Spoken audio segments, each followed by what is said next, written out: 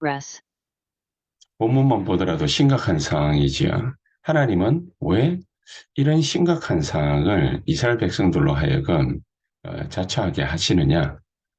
그 이스라엘 백성들의 정확한 모습을 보고 미래를 준비하게 하시는 거죠. 우리가 어저께 수요 예배 때 우리 함께 나누었던 말씀처럼 우리가 정말 이 시공간 초월의 역사 이것을 제대로 체험하지 못하고 경험하지 못하면 우리에게 확인되지 못하면 우리 신앙생활 자체가 사실은 강대국에게 눌리게 돼 있습니다. 그리고 우리 신앙생활 자체가 이 이스라엘 백성들처럼 광야에서 슬피 우는 또 예수님께서 말씀하신 대로 이를 갈게 될 것이다 그랬지 않습니까?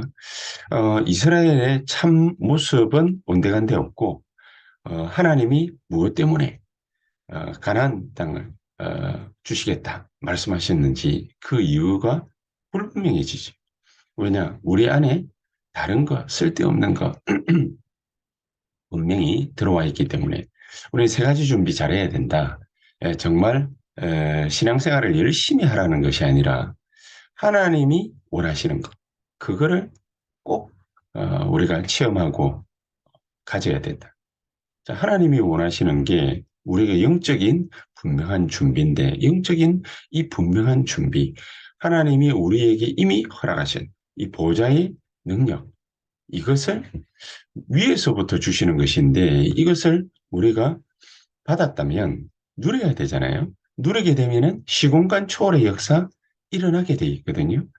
자, 시공간 초월의 역사가 일어나는 이 모습을 우리의 신앙생활 가운데 확인하게 된다면, 그렇다면 강대국이 힘 있는 자가, 힘 있는 그런 여러 가지 세상 것들이 보이는 게 달라지죠.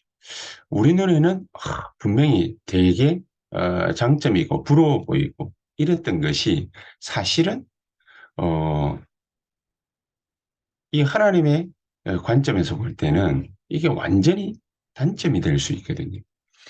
어, 렘넌트 전도학 시간에 나눴던 말씀처럼 강대국은 힘을 가지고서 큰 능력을 가지고서 이 약한 나라들, 약소국들 정복하고 또 거기에 있는 자원, 인력, 모든 것을 다 가져오지요. 자기 것으로 만들어서 경제를 불리고 또 나라를 부강하게 하고 그렇게 합니다. 그럼 그러는 사이에 자행되는 것은 침탈이고 약탈이고 또 수많은 사람들을 어렵게 하고 자, 그런 모습이 있는데 잘 먹고 잘 산다? 육신적으로만 놓고 볼 때도 사실은 그게 힘든 말이지.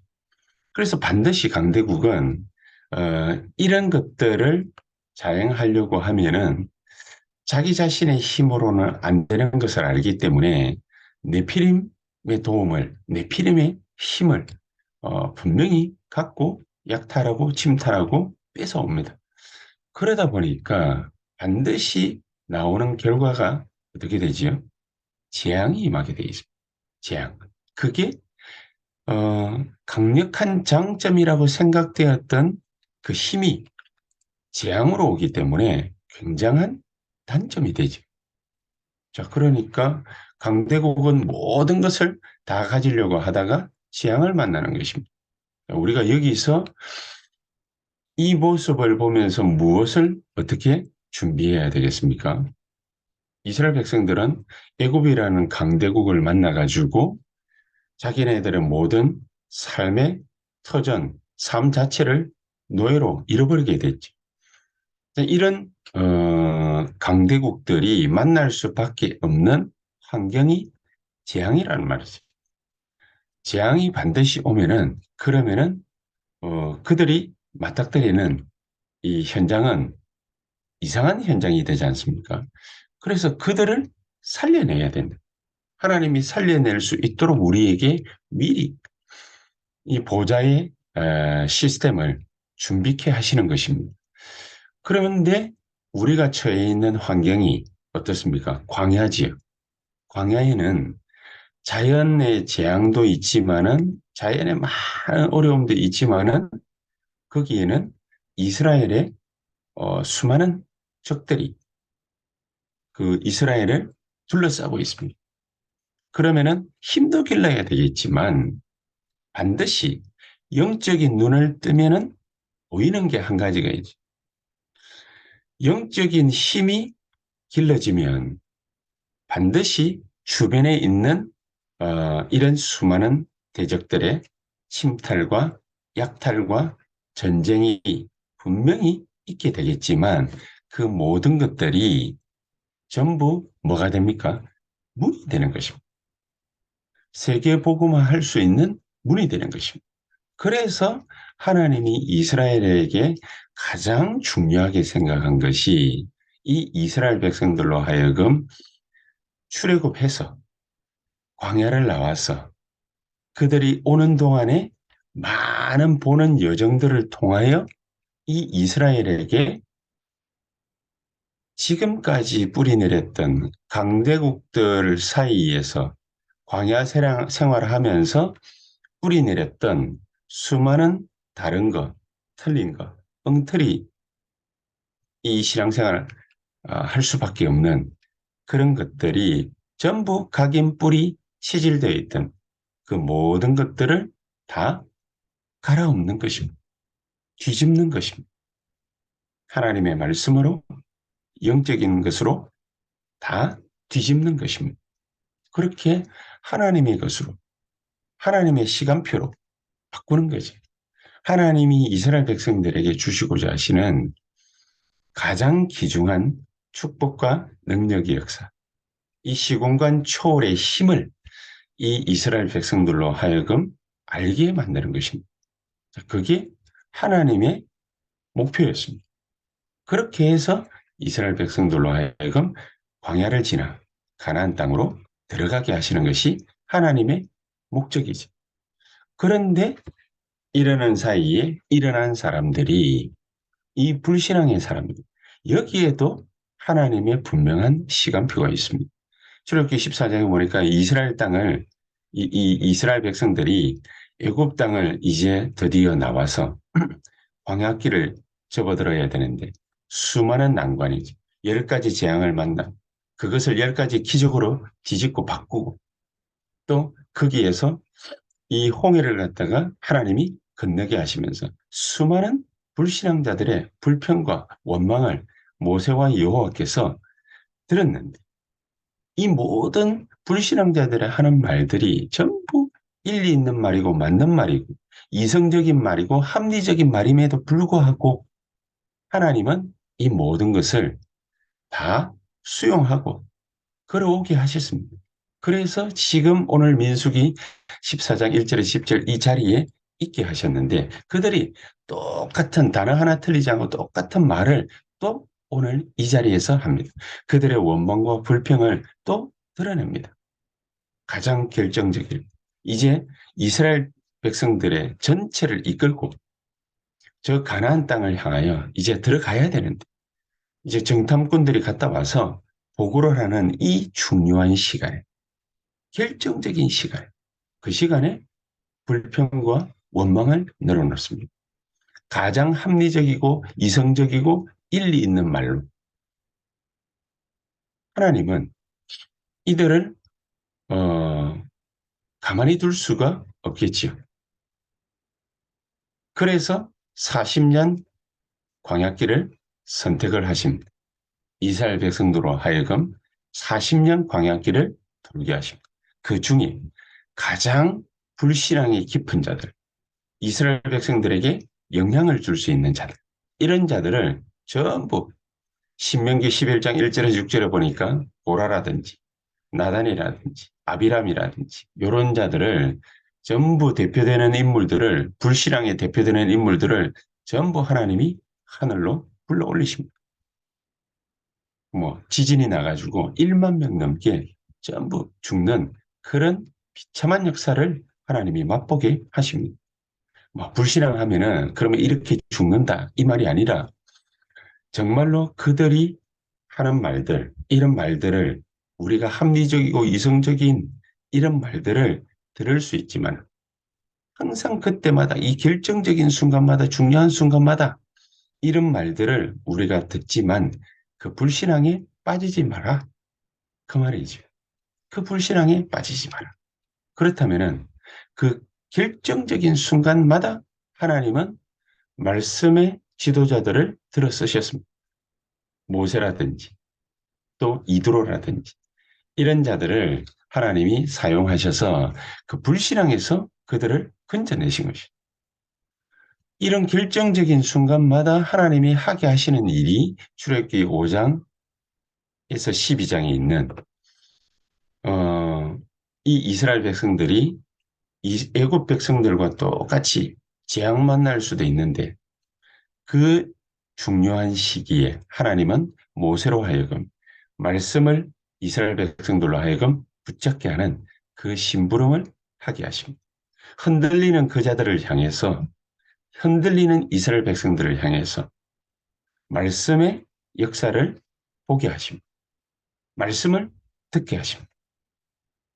여호수아 1장 1절에서 9절에도 역시나 마찬가지입니다. 이때 보고 들었던 이 경험들을 가지고서 여호수아가 말씀의 심부름을 모세 다음으로 이어갑니다. 말씀을 그대로 이어받습니다. 말씀을 그대로 정확하게 이어받은 여호수아와 갈렙과 이스라엘 백성들을 통해서 하나님은 가나안 땅을 정복하게 하십니다. 우리가 연약해도 우리가 아무것도 가진 것이 없어도 할 수 있는 힘과 능력이 되지 않아도 무능한 것 같아도 상관없습니다. 하나님은 말씀을 붙잡는 자들을 통해서 그 말씀의 흐름을 붙잡고 그 말씀을 이어받는 자들을 통해서 하나님은 우리에게 주시기로 하신 그 땅을 정복해 하시는 것입니다. 이제 마지막 관문에 드디어 도달했습니다. 이전에 가데스 바네아에서 멈추었던 그 절벽 앞에 도달한 것입니다. 이 영적인 절벽 앞에 도달해서 또 이스라엘 백성들이 과거와 같이 잠시 멈칫합니다. 그때에 한 사람의 헌신이 나옵니다. 죽음을 무릅쓴 헌신이 나옵니다. 여호수아 14장 6절에서 10절에 누굽니까? 갈렙입니다. 숫자는 한 명이지만 그 수많은 사람들 가운데에서 숫자는 한 명이지만 이 사람의 목숨을 건 헌신은 결정적인 역할을 했죠. 그래서 결국 안악산지를 정복하고 하나님은 이 이스라엘 백성들로 하여금 가나안을 마지막으로 정복해 하신 것입니다. 이런 사람들을 놓고 볼 때에 하나님은 당신의 뜻을 이루는 이 일에 합심해서 헌신하고 돕는 자들을 하나님은 어떻게 축복하시느냐? 천년의 응답으로 축복하시고 이드로는 과거의 이력이 이방의 제사장이었습니다. 그냥 단순하게 뭐, 양을 치는 유목민이었습니다. 그러면서 한 나라의 지도자급 정도 되었습니다. 이런 이방인이 어떻게 하나님의 백성들의 리더가 될 수 있겠습니까? 또 기생이라는 라합이 어떻게 이 예수 그리스도의 족보에 올라와서 정말 아주 분명한 그 신앙의 발자취를 남기는 그런 역할을 할 수 있겠습니다. 천년의 응답을 복음을 돕고 정말로 복음과 기도 이 이스라엘 백성들의 언약의 여정을 돕는 이런 자들은 하나님은 반드시 천년의 응답으로 역사하시는 것이다. 우리가 꼭 기억해야 됩니다. 진짜 세계복음화를 위해서 헌신하는 그런 전도자를 우리가 만약에 돕게 된다면 하나님은 그 사람을 천년의 응답으로 역사하실 것입니다. 바울을 도왔던 로마서 16장에 한 30명의 인물들을 보십시오. 천년의 응답이 돼가지고 영원한 응답으로 하나님은 역사하시고 계신 것입니다. 정말로 헌신했던 자그마한 일에 헌신했던 베베라는 그런 사람을 보십시오. 또 바울의 모든 경제를 담당했던 브리스길라, 아굴라 부부를 보십시오. 그리고 모든 전도자의 식주인이었던 가이오를 보십시오. 이런 사람들은 전부 천년의 응답을 받은 사람들이었다. 그렇다면 우리가 지금 해야 될 것, 지금 어떤 부분을 우리가 하나님 앞에서 훈련하고 쌓아 나가야 되겠냐? 절대적인 것, 이것저것 할 것이 아니라 절대적인 것, 절대적인 것 그 하나를 우리가 하나님 앞에서 찾아내는 것이다. 절대적인 게 뭡니까? 하나님이 제일 원하는 것, 하나님의 시간표 속에 있는 것, 그거 찾아내는 것입니다. 하나님의 시간표 속에 있는 게 그게 뭐겠습니까? 저는 아무리 생각해도 이 세계복음화를 위해서 세원약 교회의 성도님들은 산업인들은 중직자들은 다른 거 하면 안 된다. 뭘 하면 되겠습니까? 자기가 있는 그 현장에서 시공간 초월의 역사를 체험하는 가장 귀중한 보좌의 축복과 능력을 누리시라. 그것만 누리고 있으면은 그 망대만 쌓으면은 하나님은 우리 모든 중직자들과 산업인들, 성도님들을 전부 우리 앞으로 미래를 담당할 렘넌트들은 전부 뭘로 하나님이 만드신다? 서밋 그 작업을 하는 것입니다. 우리의 힘으로 하는 것이 아니라 우리가 열심히 노력해서 돈 벌어서 하는 것이 아니라 하나님이 그렇게 만드시는 그게 절대입니다. 하나님의 절대입니다. 이게 하나님의 시간표 속에 있는 것입니다.